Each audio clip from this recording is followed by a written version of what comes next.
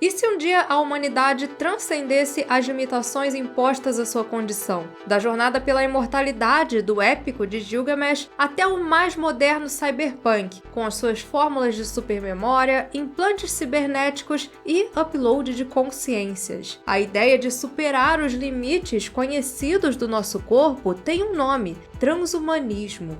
Com visuais por vezes descolados e a promessa do impossível, a fusão homem-máquina surge como um tipo de fantasia, a transformação para algo que está além do humano. Mas será que, ao nos tornarmos mais máquinas, não estamos nos submetendo ao que nos desumaniza? O cara que morre e é obrigado a trabalhar para sempre, já que a sua consciência foi usada na criação de uma super máquina de combate corporativa? Aquele que, para viver livre das suas aflições, se torna uma máquina sem alma? Ou a máquina que nos faz questionar: o que é ser humano?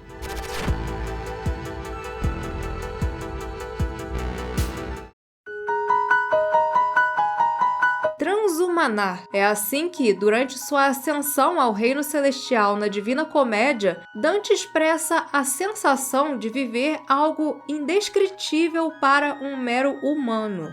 Fora da ficção, o transhumanismo é um movimento intelectual e filosófico que trata de ideias como inteligência de máquinas, singularidade tecnológica e, principalmente, o aprimoramento da condição humana através da ciência e tecnologia. A crença de que tecnologias como implantes cerebrais, partes biônicas ou exoesqueletos representam o próximo passo da humanidade, o momento em que vamos superar nossas capacidades físicas e intelectuais, com corpos mais fortes, mentes mais rápidas e até mesmo vidas mais longas, talvez infinitas. Mas será que, ao nos tornarmos cada vez mais máquinas, não estaríamos nos tornando menos humanos?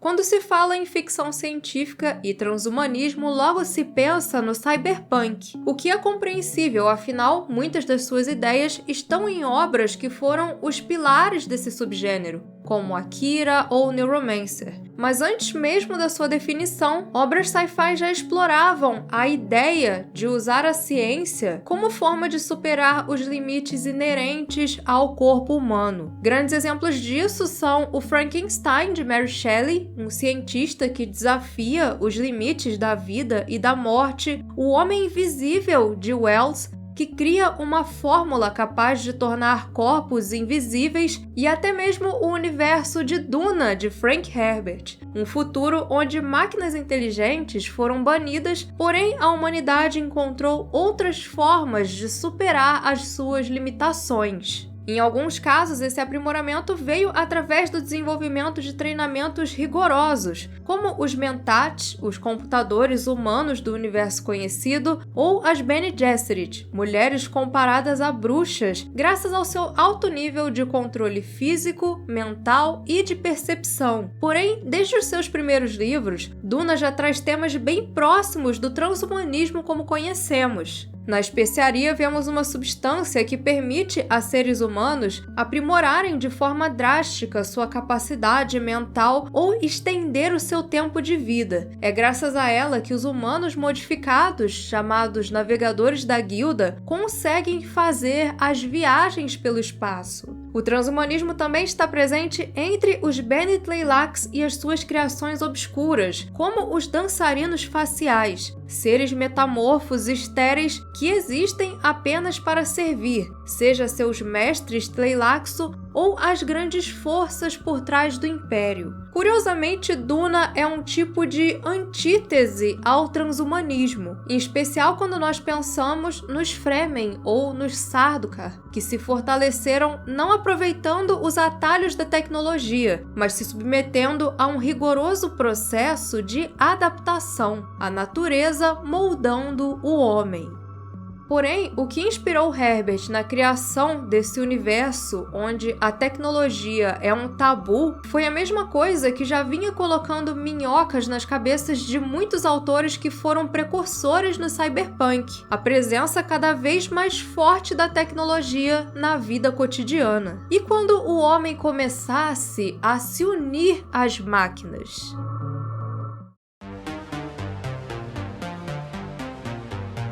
Você já deve ter ouvido falar sobre o paradoxo do navio de Teseu. Segundo uma lenda da mitologia grega, Teseu, o mítico rei da cidade de Atenas, resgatou as crianças atenienses do rei Minos após enfrentar um minotauro e depois escapou em um navio até Delos. Como forma de celebrar esse evento, todos os anos os atenienses levavam esse navio até Delos em honra a Apolo.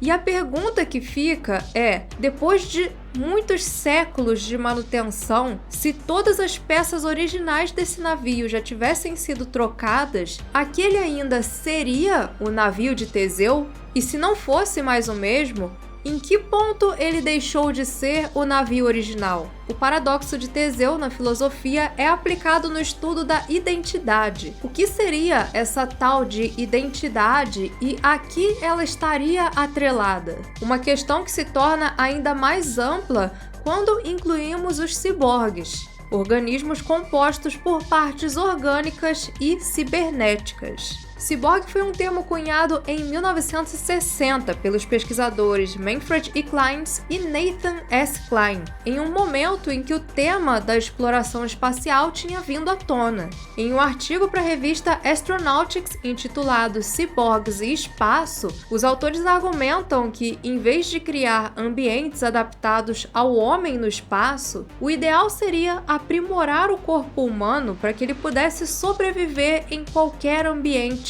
extraterrestre. Segundo eles, muitos dos problemas que nós teríamos no espaço poderiam ser superados através de modificações cibernéticas. As viagens espaciais desafiam a humanidade não apenas tecnologicamente, mas também espiritualmente, na medida em que convidam o homem a participar ativamente da sua própria evolução biológica. Apesar de não ser exatamente a ideia do artigo, com o tempo a palavra ciborgue passou a ser usada na ficção para representar humanos com partes de máquinas. E em um cenário onde a fusão homem-máquina fosse uma realidade, o que definiria quando o indivíduo deixa de ser humano e passa a ser máquina? Por isso, na ficção científica, narrativas envolvendo ciborgues e transhumanismo geralmente pendem para questões envolvendo identidade, consciência e autonomia. São tecnologias que permitem superar as limitações humanas, porém tecnologias que por vezes podem soar como uma prisão.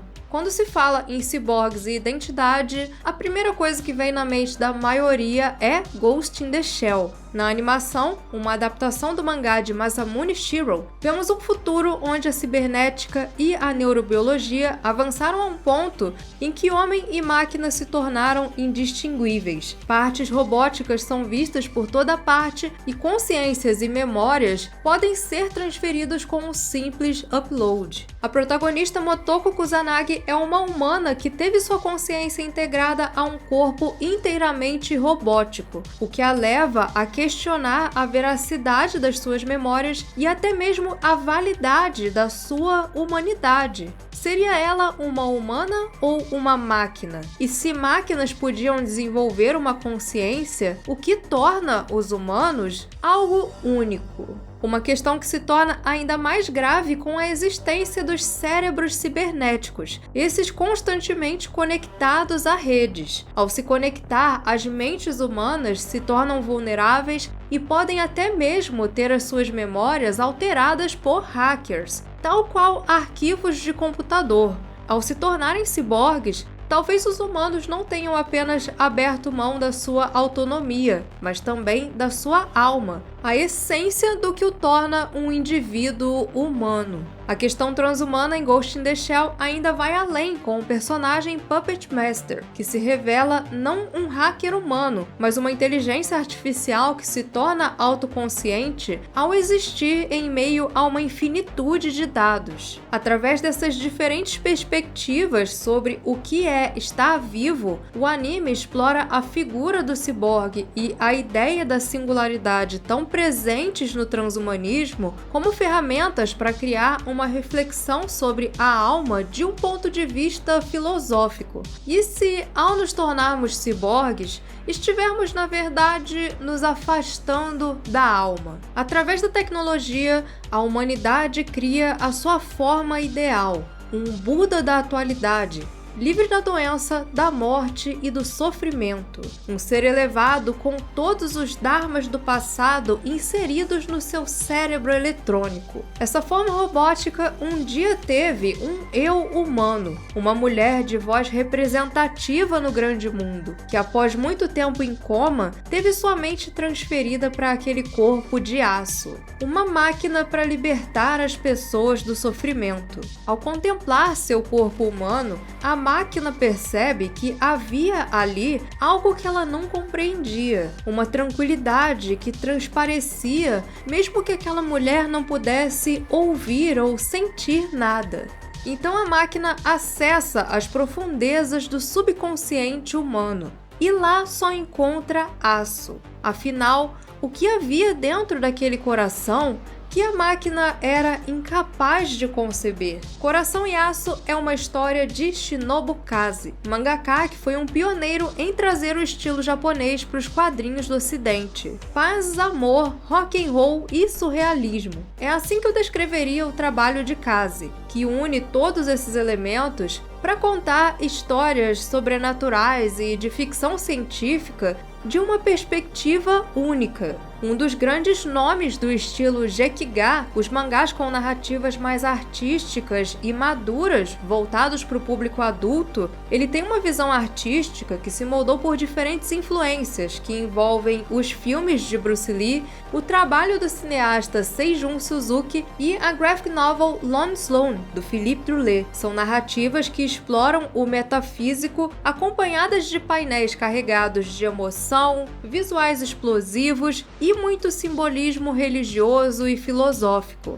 Sua estreia no mercado norte-americano aconteceu em março de 1980, na lendária revista Heavy Metal. Em Homens Devem Ser Intrépidos, somos levados para a era espacial. Um homem da Yakuza adquire todos os computadores e tipos de armas, se tornando o homem mais poderoso do mundo. Porém, ainda tinha algo no seu interior que o incomodava, uma insegurança. Por isso, ele pega seu violão e parte em uma jornada em busca da arma mais potente do mundo. Eis que no caminho, uma voz ecoa no interior da sua cabeça. Um anjo surge e com ele uma arma. A arma que ele precisava. Então, o homem é levado por uma jornada psicodélica dentro da sua própria mente. Jornada essa onde ele descobre o que verdadeiramente traria a sua paz interior. Algo que estava o tempo todo tão perto e que ele não percebia, cegado por um mundo de armas e tecnologias de destruição. Nas histórias de Shinobu Kaze, tecnologias como armas e computadores frequentemente surgem como uma forma de corrupção da alma, algo que nos afasta da nossa essência humana. Porém, não pense que se trata de algo extremamente sombrio ou pessimista. Na verdade, o autor sempre fala sobre como a essência humana, no fim, prevalece, e que por mais que o mundo às vezes pareça terrível, o bem sempre está ali, muitas vezes onde não esperamos. A obra de Shinobu Kaze ainda é bem desconhecida aqui no Brasil, mas para quem tiver interesse em conhecer mais do trabalho desse autor, a editora Darkside lançou recentemente a graphic novel Violência e Paz, mas o Jovem Coma Government.45, uma coletânea com 9 histórias de caso criadas entre 1977 e 1986 que mostram bem o porquê de ele ter se tornado alguém tão influente no cyberpunk. Você encontra ali elementos que claramente foram influência para obras como Akira e até mesmo para as bizarrices do Junji Ito. E essa foi apenas uma de diversas graphic novels que a Darkside trouxe recentemente, expandindo o seu catálogo com histórias que impactam não apenas com palavras, mas também com as suas ilustrações. Tudo com aquela qualidade maravilhosa das publicações da Caveirinha e ainda aqueles brindes bacanas produzidos para vocês. Para adquirir é só acessar o link na descrição e fazer a sua compra. Assim você garante boas leituras e ainda ajuda o Central Pandora a continuar levando a ficção científica por todas as galáxias.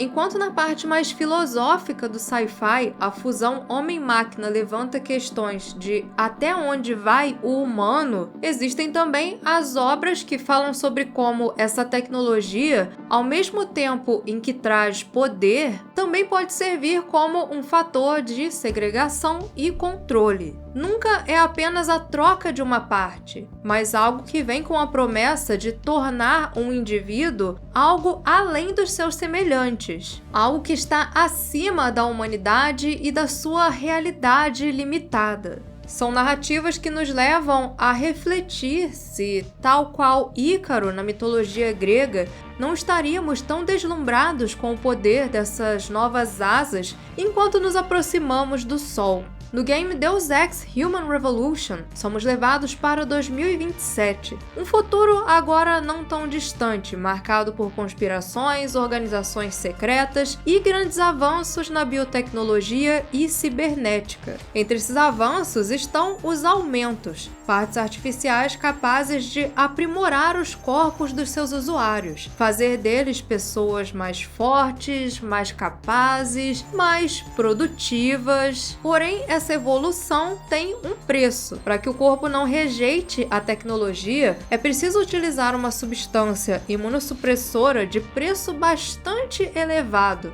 O resultado? Apenas aqueles pertencentes às classes superiores podem ser parte dessa empreitada da humanidade rumo ao futuro.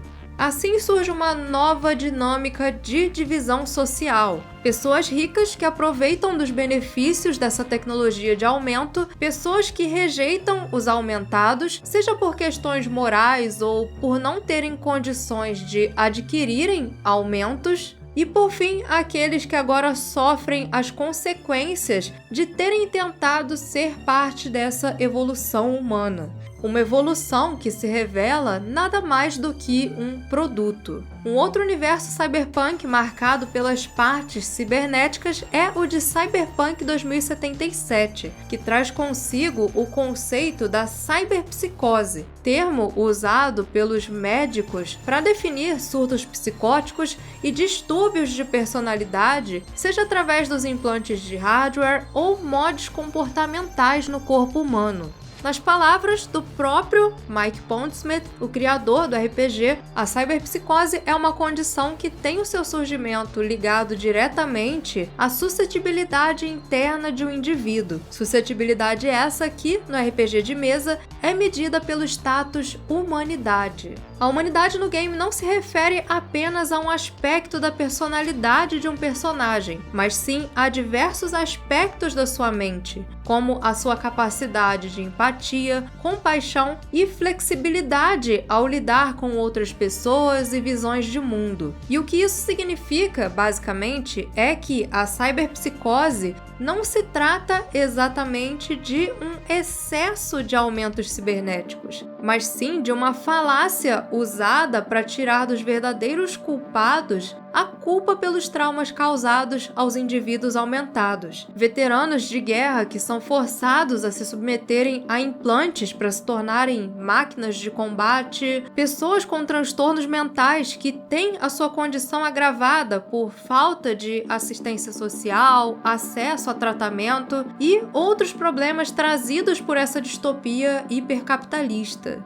Além disso, existem também as histórias que optam por explorar não apenas as consequências éticas, mas também as biológicas e psicológicas dessa união entre humano e artificial. Enquanto o cineasta David Cronenberg é conhecido por usar essa fusão de um ponto de vista metafórico, seu filho Brandon Cronenberg traz em seu filme Possessor uma tecnologia que permite a certos indivíduos controlarem as mentes de outras pessoas através de um implante cerebral. Tasia Voss é uma assassina que trabalha para a empresa por trás desses implantes. Com a sua consciência em outro corpo, ela elimina as suas vítimas e depois tira a vida do hospedeiro. Um trabalho que é executado engenhosamente para fazer com que tudo ocorra sem pistas e muitas respostas. Porém, o uso da tecnologia logo passa a mostrar as suas consequências, com Voss sofrendo constantes desconexões da sua própria identidade e realidade. Por constantemente ter que se desfazer do seu eu, suas verdadeiras memórias acabam se perdendo em meio aos vestígios daquelas pertencentes aos seus hospedeiros. Enquanto ela precisa praticar ser outras pessoas, no fim ela acaba precisando praticar ser ela mesma.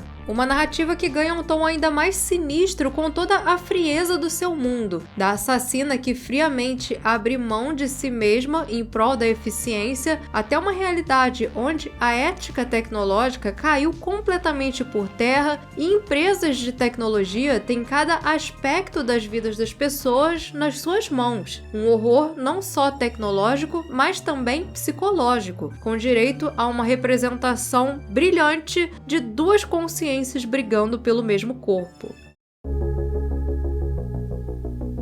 Várias das obras que já apareceram aqui nesse vídeo retratam algo que é um sonho transhumanista, a vida eterna. Em seu artigo On Becoming Post-Human, o filósofo e futurista Max More afirma que nós já alcançamos 2 dos 3 sonhos dos alquimistas. Nós transmutamos os elementos e aprendemos a voar. A imortalidade é o próximo. E a ficção, por vezes, já imaginou esse sonho. Na série Cultura, de Iain M. Banks, conhecemos uma utopia transhumanista regida por inteligências artificiais. Nela vivem humanoides com corpos modificados para serem livres das suas limitações. Não existe mais dor, limitação de forma física e nem mesmo de sexo biológico. E claro, a morte também não é mais um problema entre os integrantes da cultura. Portanto, com a morte não sendo mais um problema, é bem comum que essas pessoas optem por viver entre 300 a 400 anos. Quando se chega a esse tempo, normalmente cidadãos da cultura optam por findar as suas vidas ou fazer um upload da sua consciência para viver a eternidade como uma mente da cultura. Já na série Altered Carbon, essa baseada no livro de mesmo nome do escritor britânico Richard K. Morgan, a humanidade atingiu a longevidade através de um sistema que permite a seres humanos usarem o upload da mente para trocar de corpos ao longo da vida, se mantendo sempre jovens e saudáveis. Entretanto, os benefícios dessa tecnologia não eram para todos. Enquanto os mais abastados conseguem se manter sempre atualizados com novos corpos e uma consciência armazenada em satélites, os mais pobres só podem viver para sempre em corpos doentes, deteriorados e envelhecidos. E é através desse cenário que a série explora desde questões sobre identidade, com o choque tanto do indivíduo quanto dos seus entes queridos ao se adaptarem a esses novos corpos, até as implicações filosóficas e éticas de transformar corpos em commodities.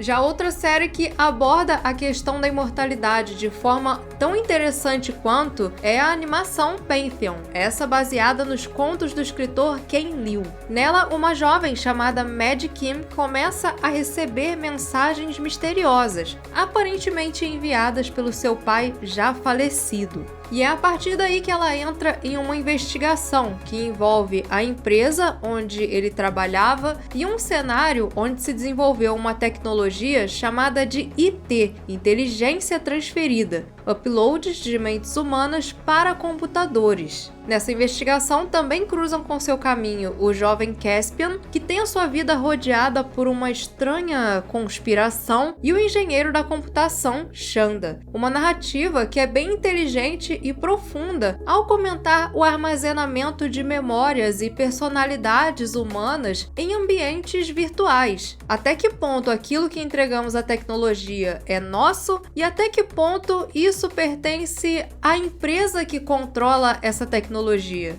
Porém, ela não se limita a isso. Assim como Ghost in the Shell, a série Pantheon questiona o que significa ser humano e se a humanidade está necessariamente atrelada a uma existência física. São reflexões que podem parecer simples, mas que ganham camadas muito interessantes quando Mad vê ali alguém que ela conheceu profundamente durante toda a sua vida. Afinal, vidas complexas existindo dentro de máquinas não seriam também vidas? E tudo fica ainda mais complicado quando essas vidas passam a parecer algo mais do que o humano. Claro que tudo isso ganha ares ainda mais profundos, com questões sociais e até mesmo a descoberta de uma grande conspiração global. A tecnologia de upload se torna o estopim de uma corrida armamentista, envolvendo as nações mais poderosas do mundo. As inteligências acabam por se mostrar poderosas ferramentas não apenas de ataque, mas também de manipulação. Apesar dos seus poucos episódios, Pantheon se destaca por ser uma das obras que mais se aprofunda nas discussões filosóficas envolvendo o upload de mentes e a singularidade. Almas em servidores, humanos que são mais do que humanos, máquinas se tornando humanas. Com as nossas vidas cada vez mais atreladas à tecnologia, o transhumanismo tem se tornado um tema proeminente na ficção científica. Afinal, a cibernética é uma boa solução ou apenas uma boa propaganda? Qual é o preço da sua alma, do seu corpo, das suas emoções? Enfim, comentem aí as opiniões de vocês sobre esse assunto e também as suas obras favoritas no tema. Quem sabe alguma delas não acaba ganhando um vídeo exclusivo por aqui. Antes de encerrar, um agradecimento especial aos primeiros imediatos André Oliveira, Joel Melo, Marco Marcos, Guilherme Yan, Alexandre Hausen, Nostromo e Vitor Procópio, o pessoal da Ponte de Comando, Emily, Oitavo, Saren e Daniel Souto, e os oficiais de ciências André Pena, Alisson, Ludmila Russo, Ricardo Martins, Paulo Nogento e Flávio Vieira, pessoas essenciais na nossa missão de levar a ficção científica por todas as galáxias.